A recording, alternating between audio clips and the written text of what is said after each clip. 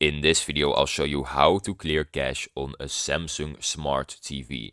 Step 1. Access the home menu. First, press the home button on your Samsung TV remote. This brings up the main menu on your TV screen. Step 2. Go to settings. Navigate left to the gear icon, then press OK to access settings. Scroll through until you see all settings. Open it for more options. Step 3. Select support and then device care. Move down to support, then select device care. This option lets you check the TV's health and manage your storage space. Step 4. Manage app storage. Within device care, choose manage storage. Next, pick the app you want to refresh.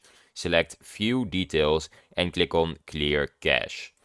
Step 5. For an extra boost, use a soft reset.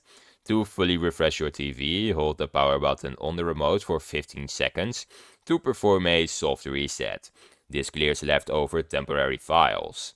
And that is how you clear your cache on your Samsung TV. If you found this video helpful, subscribe.